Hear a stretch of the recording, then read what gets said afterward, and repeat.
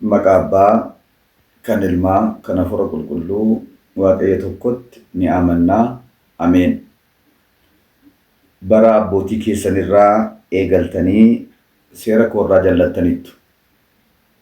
Amma gara kootti deebi'aa. Anis gara keessanitti dhiifamaan nan deebi'a. Dhugaadhumatti namni Waaqayyoon hataaree isinoo anaan hattanii jedha. Matsaafa Raajii Milkiyaas boqonnaa 3 lakkoomsa 7 kaasee gaafa ilaallu. Egaan akka eeyyamaaf jaalala Waaqayyootti dubbii sagalee Waaqayyoo nuti waliin baran seera Waaqayyoo keessaa tokko kan ta'e waa'ee Hannaa waliin ilaalla. Hanna jechuun maal jechuudha? Hanna jechuun jecha gabaabaa isaa akkasumatti gaafa hiiknee ilaallu kan ofii kan hin taane, ofii kan ittiin dadhabne, ofii kan hin hojjenne, kan namni tokko kaawwate dhaqanii duraatii iyyama abbaa sanaa jalaa fudhachuu, iyyama abbaa sanaa alatti jalaa fudhachuu, saamuu, dhossanii itti fayyadamuun hanna jedhama. Haa ta'u garuu kitaaba qulqulluu keessatti waa'ee Hannaa ilaalchisee hiikoo baay'een itti kennamee hayyoonni mana kiristaanaa barreessaniiru. Meesa kana ilaalla. Inni jalqabaa qabeenya namni tokko itti dadhabee hojjetate, horate, bitate, itti fayyadamaa jiru iyyama abbaa sanaa ala jalaa fudhachuun, dhoksanii itti fayyadamuun hanna jedhamaa jedhee matsaafa seeraa keessatti barraa'ee jira.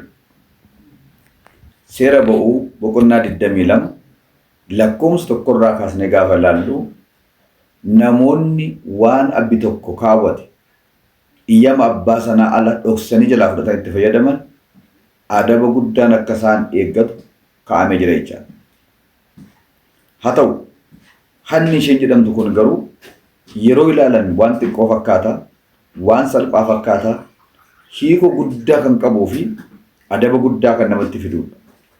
Haga du'aatti kan nama adabsiisudha. Maqaa namaas seenaa namaas kan balleessudha. Mee kitaaba qulqulluu keessaa hanna jedhamanii hayyoonni mana kiristaanaa kan ka'an tokko lamaan ilaalla. Tokko namoota abdii hin qabne, gargaarsa hin qabne, gargaarsa hin qabdu, gargaarsa hin qabu, humna hin qabu, humna hin qabdu jedhanii kan abbaan sun qabu jalaa fudhachuun illee hanna jedhama. Wangeela Maatewos boqonnaa 23 lakkoomsa 14. Karaa adda biraa nama waan nyaatee bulu hin qabne, nama jireenya gadaanaa jiraatu tokkotti araaxaa itti kennuun illee hanna jedhama. Araaxaa jechuun maal jechuudha? Birri 100 kennanii fi 200 naa laatta jechuun. 200 laatanii fi 400 naa laatta jechuun. Dachaadhaan naa kaffalta jedhanii namatti kennuun kun hanna jedhama. Seera ba'uu boqonnaa 22 lakkoomsa 25 hanga 26, seera Lewwotaa 25-26 irratti kaa'amee jira. Nama dhabe tokkoof liqeessiif jedha yookaan kenniif jedha. Yoo liqeessite immoo dachaadhaan harkaan fudhatiin jedha.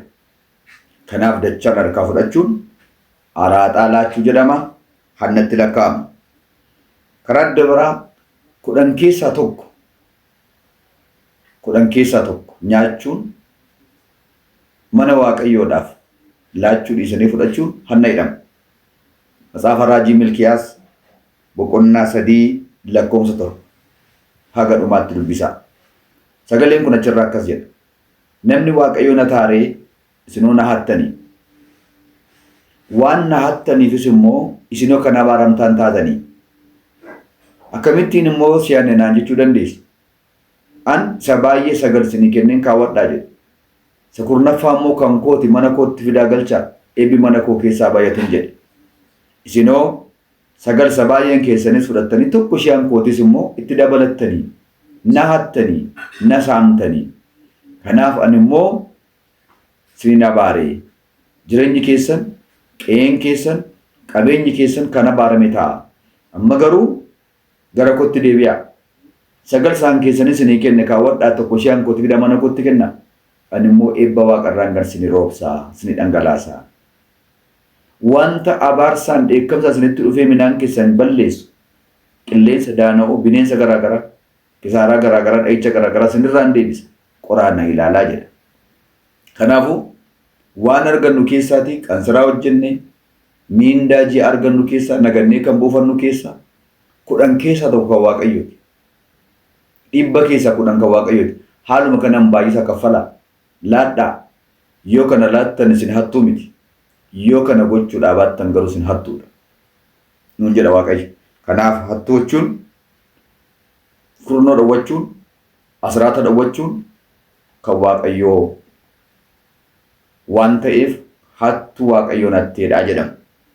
Inni kan biraan yeroo Waaqayyo hatu yeroo Waaqayyo hatu sa'aatii Waaqayyo hatu maa inni sa'aatii Waaqayyo hatu jechuu dandeessa? Guyyaan sanbataa guyyaan ayyaanaa kan Waaqayyooti. Waaqayyo guyyaa 6 hojjedhaa torbaffaa na waaqessaa jedheera. Guyyaa ayyaana kootii mana kootti argamaa na waaqessaa jedheera. Guyyaa ayyaana guyyaa sanbataa kana mana Waaqayyootti argamuu dhiisanii iddoo biraa ooluun guyyaa Waaqayyo hannee sa'aatii Waaqayyo hannee nama jechisiisa. Kanaaf hubadhaa maatiiwwan Waaqayyo.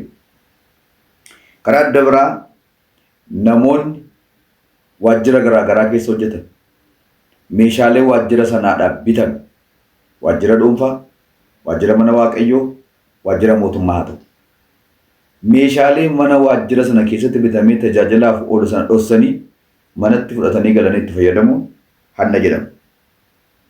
Karaa adda biraa hanna jechuun maal jechuudha? Inni ittiin hiikisaa kan biraan qodaa namarraa argifatanii abbaa sana irraanfachiisanii mana ofiitti hambisanii itti fayyadamu hanna jedhama. Namni namarraa waa argifata jireenya hawaasummaa keessa kun jira.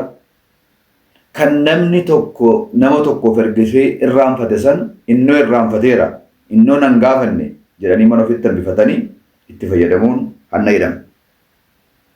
Karaa adda biraa hanna kan jedhamu qodaa cabaa fayyaa fakkeessanii gurguruun hanna jedhama. Qodaa cabaa fayyaa fakkeessanii gurguruun horii dhukkubsataa fayyaa fakkeessanii gurguruun hanna jedhama. Waan mudaa qabu waan aybii qabu jecha. Karaa adda biraa kanuma wajjin kan wal qabatu safartuu hirrisanii muranii jallisanii itti bituun itti gurguruun hanna jedhama. Matsaafa fakkeenyaa boqonnaa 20 lakkoofsa 23 irratti Waaqayyo nama safartuu lamaan gurguruu hin ciggaa'edha. Safartuu lama jechuun tokko guddaa tokko xiqqaa tokko jallaa tokko immoo sirrii. Isa sirrii sanaan gurgurii malee isa jallaan hin gurgurin. Isa sirrii sana immoo hin jallisin eebba sitti sirraa jallisa eebba sitti hirrisa. Gaafa safartuu gurguruudhaaf irra dhangalaasi gurguri. Gaafa bittu madaalii sirriidhaan biti gaafa gurgurtu madaalii sirriidhaan gurguri. Madaaliin kee dabaa taanaan hanqina qaba taanaan Waaqa biraa dha'ichuuf itti fidaa jirta. Kanaafuu kun hanna jedhama. Karaa adda biraa matsaafa raajii Isaayyaas boqonnaa 50 irrattis warra akka kanaatiin wayyoo jedhe Waaqayyo. Warra akka kanaatiin wayyoo jedhe xaafee jedha. Inni karaa adda biraa nama tokko hojii mana keetii kan hojjetu tokko miindaa isaa walii galte sana dhowwachuun hanna jedhama. Fakkeenyaaf guyyaa tokko maasii keessa olee birrii olii galte sana dhowwatta taanaan hin kennituuf taanaan hatteetta jedhama. Dabqabbaa sana hatteetta jedhama. Inni karaa adda biraa maal ennaa jettanii? Inni karaa adda biraa maal jettanii? Dabqa namichi sun si bira taa'ee hojjete sana dhowwattee harka qullaa gashuun illee hanna jedhama. Kutaa lammaffaa isaatti fufnaa jedhanii Waaqayyeffata. Kutaa tokkoffaa isaa keessatti waa'ee hannaa ilaalchisee hannaan seera Waaqayyoo cabsuu yakka cimaa akka ta'e ilaalchisee waliin barannee turre. Har'a immoo akka ayyamaaf jaalala Waaqayyootti kutaa lammaffaa isaa isiniif qabadhee dhiyaadheeraatii na faana turaatii hordofaa isiniin jedha. Waaqayyoon wajjin haa ta'u.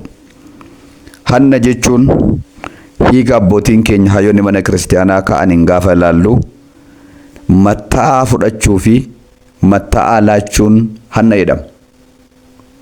Jechuunis gubboo fudhachuuf gubboo laachuun illee hanna jedhama. Inni kan biraan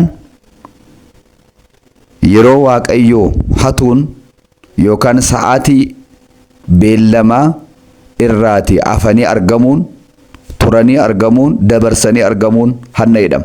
Fakkeenyaaf walgahii mana Waaqayyoo haa ta'u, shaakala faarfannaaf haa ta'u, tajaajila kan biraa tokko laachuuf haa ta'u, wanti nama danqu taateen addaa tokko hanga nama hin danqinetti hojii mataa ofii hojjechaa jedhanii hojjechuudhaaf jedhanii sa'aatii 3tti kan jedhame dabarsanii 4tti dhaquun maal dhibdeedhaan dhaquun hanna jedhama.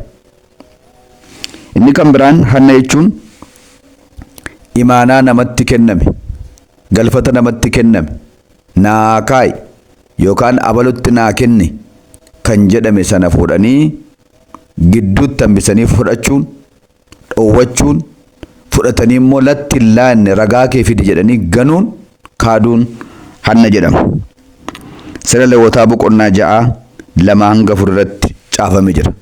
Inni kan biraan hattuu wajjin walii galuun, hattuu wajjin walii galanii kan hattuun tokko hatte fidanii mana ofii kaa'uun, irraa bituun, fuudhanii ka'anii gurguranii irraa buufachuun, hattuu wajjin walii galtuun sun hanna jedhama. Matsaafa fakkeenyaa boqonnaa 29:4 gubbaa irratti hattuu wajjin namni tokkummaa uummatee waliin daldaalu, waliin hojjetu nama lubbuu isaa jibbeedha jedha. Karaa adda biraa beekumsa namaa hatu. Beekumsa namaa hatu jechuun maal jechuudha jechuu dandeessu? Namni tokko beekumsa isaatiin kitaaba barreessa. Beekumsa isaatiin faarfannaa hojjeta. Beekumsa isaatiin asoosama garaagaraa hojjeta. Abbaan sun kan inni hojjete sana jalaa haatanii iyyama abbaa sanaa ala fuudhanii itti fayyadamuun, fuudhanii gabaarra oolfachuun, fuudhanii jalaa gurguranii itti fayyadamuun hanna jedhama. Beekumsa abbaa sanaa haate jedhama. Karaa adda biraa immoo iccitii namaa hatu, dhoksaa namaa hatu. Iccitii namaa hatu jechuun maal jechuudha jechuu dandeessu? Namni tokko iccitii isaa xalayaadhaan barreessee abalotti naa kenni kan jedhu sana iccitii xalayaa sana keessa jiru bananii dubbisanii bakki itti dabarsanii haasa'uun iccitii namaa hatu jedhama. Yookaan yeroo namni tokko dhoksaatti nama wajjin haasa'u waan sana dhokatanii dhaggeeffatanii bakki itti baasuun iccitii namaa hatu jedhama. Karaa adda biraa lubbuu namaa hatu. Lubbuu namaa hatu isheen jettu kun immoo hundarrayyuu ni caalti. Namatti fakkeessanii, nama goyyomsanii yookaan abbaa sanarraa faayidaa argachuudhaaf jedhanii abbaa sana daldaaluudhaaf jedhanii daldalanii irraa waa argachuuf jedhanii karaa qajeelaarraa gara jallinaatti, karaa dhugaarraa karaa sobaatti, gara ifaarraa gara dukkanaatti nama tokko goyyomsanii geessuun lubbuu abbaa sanaa hatu jedhama. Egaa maatiiwwan Waaqayyoo kanneen kanan fada fakkaatan kun iccitii kitaaba qulqulluu keessatti hayyoonni mana kiristaanaa abboommi seera Waaqayyoo hin hatiin jedhu san amma kanattii fi kanneen kanaaf kana fakkaatatti hiikaniiru. Kanaaf maal jedhe egaa raajaan Waaqayyoo Milkiyaas, bara abboota keessan irraa kaatanii seera koo irraatii jallattaniittu isiniin jedha Waaqayyoo. Seera koo dhiiftaniittu isiniin jedha Waaqayyoo. Amma gara kootti deebi'a. Anis dhiifamaaf eebbaaf fayyinaan gara keessatti deebi'a. Sa na hattan dhiisa. Sa seera koo cabsitanii na hattan dhiisa. Sa kudhan kiyaa tokko na dhawwattanii na hattan dhiisa. Amma gara kootti deebi'a. Eebbaan, fayyinaan, jireenyaan, sugaan, barakataan gara keessatti deebi'a. Egaa keessumaa keessatti yaa maatiiwwan Waaqayyoo baay'een keenya baay'ee hojjenna, barakata garuu hin qabnu. Halkaniif guyyaa deemnee daldalla, barakata garuu hin qabnu. Miindaa guddaa nyaanna garuu barakata hin qabnu. Maal sababi isaa innaa jettan inni guddaaf olaanaan seera Waaqayyoo cabsuudha. Namni seera Waaqaa cabsee eebba argachuu hin danda'u. Namni gaafa nyaatee quufu, gaafa argatu Waaqayyoon irraanfata waan ta'eef. Kanaafuu Solomoon maal jedhee matsaafa fakkeenyaa boqonnaa 30 lakkoomsa 7 kaastanii gaafa laaltan yaa Waaqayyo sooressa nan taasisin nyaadhee quufeen si irraanfadha hiyyeessas immoo nan taasisin waan an nyaadhu dhabee haateen si gaddisiisa jedhe. Kanaafuu waan na barbaachisu na ga'uu hundaa naa kenni waan naa laattetti immoo seera kee eegee akka itti jiraadhuuf naa dandeessis jedhe. Kanaaf yaa maatiiwwan Waaqayyoo irra guddeessa immoo kurnoo hin nyaatinaa, kudhan kiyaa tokko hin nyaatinaa, facaafattanii bishaatee makarattanii gaafa manatti fudhattanii galtan utuu ofii hin nyaatin mana Waaqaatti geessa. Kan akka hojjettanii galfattaniif kan fayyaa isinii kenne Waaqayyo ta'uusaa beekaati. Kan dachee lafaatti kan dhangalaastan sana biqilchee ijatti godhee qilleensaan gargar fo'ee aduudhaan bisheessee kan isinii kenne Waaqayyoodha. Bokkaa roobsee kan guddise Waaqayyoodha. Achumaan baduu hafuu danda'a ture. Kanaaf Waaqayyoon sodaadhaatii kudhan kiyaa tokko Waaqayyoof laadhaa. Isinitti tolee gammadeeyyuu hangafa midhaan keessaniyyuu laadhaa. Bakuraate jechuun sanaadha. Hangafa saawwa keessanii laadhaa. Qansiraa hojjettanii gaafa galtanii humna ittiin qansiraa hojjettaniif guyyaa ittiin qansiraa hojjettan kan haala isin mijeesse Waaqayyoodha waan ta'eef qansiraa isa hojjettan kee haalli kenna. Waggaa kana Waaqayyo isin eebbisa. Waggaa kana Waaqayyo isin guddisa. Waggaa kana yeroo hundumaan liqeessitu malee liqeeffattan. Hin quuftanii nyaattu malee hin beeloftan. Bareeddanii uffattanii deemtu malee moofaan uffattan. Mataa taatu malee eegii hin taatan kun hundumtuu caafamee jira. Sina tokko isinitti himeen kanumaan gabaabsa. Namichatu jedhan. Abbootii bara duriidha baay'ee cimoodha. Kudhan keessaa tokko kan argatan duwwaa kennu miti. Meesaa lafa isaaniillee meesaa 10 qabu taanaan isa 10ffaadhaan Waaqayyoodhaaf qotu jedhan. Haaluma kanaan abbaan abshaalli tokko boqqolloo facaase. Boqqolloon kun hin tole baay'ee. Boqqolloo kurnoo meesaa 10ffaa 9 ofii qotate 10ffaa Waaqayyoo qote. Mana Waaqayyoo keessatti boqqolloon hin barbaachisa waan ta'eef. Gaafa ayyaana waggaadhaa tajaajila garaa garaaf oola waan ta'eef. Kanaaf namitti dhibooftuun tokkotu karaa deemaa jirtu. Boqqolloon asraataaf faca'e kun bishaatee qorfatee jiraayyuu beeloftee itti lixxee cabsitee nyaatte. Calluma jedhe namni eegu hin jiru. Inni lammeeffate dheedhima isaa qorqee nyaata. Namni maa cabsisa jedhu hin jiru. Namni eeguu hin jiru. Lafan gabaa dhaqee bitadhee galuudhaaf nan dhabe. Kanuman cabsee fuudhee galaa ijoollee koo nyaachisa jedhee boqqolloo asraataa kana follosutti ka'e. Yeroo kanatti sagaleen tokkichi keessaati akkana jedhe. Ani asraataa mana faraataa jedhe. Ati eenyudha jennaan boqqolloo asraataati. Waaqayyo boqqolloo dubbachiisa jechaadha. Maal jettee jedhe namichi? Ani asraataa mana faraataa jette boqqolloon. Yeroo kana namichi deebisee asraata warratu baasaa. Ani immoo si cabsadhee galee waadeen ijoollee koo wajjin si albaasaa jedhe. Wah yaa gowwaa. Ani illee inni hafe gombisaan guuta. Ati garuu warra keetti galtee dubbii fuuta jettee jedha. Namichi akkuma jedhe sana addaggee wayiiti. Seera Waaqayyoorraa nama jallateedha. Nama eebbarraa jallateedha. Nama fayyinarraa jallateedha. Fuudhee galee ijoollee isaa waadee nyaachise. Galgaluma sana ijoolleen qabaman. Achumaan hin qabamanii hin dhukkubsatanii waan qabu mana qorichaatti badduu baasee fiteedha. Ilaa jarana seera Waaqarraa jallatanii jallina gochuun amma kana nama adabsiisa. Akkasan taaneef of eeggadhaa gara Waaqayyootti deebi'aa siniin jedhaa. Seera Waaqayyoo eegnee warra barakata isaa argatan Waaqayyoon waa taasisu. Kaleessa tuun beekiin kan dogoggorre immoo dhiifama nuuf haa godhu. Sagara fuulduraaf immoo akka fo'annee jiraannuuf nu haa gargaaru. Galanni Waaqayyoof haa ta'u xumureera.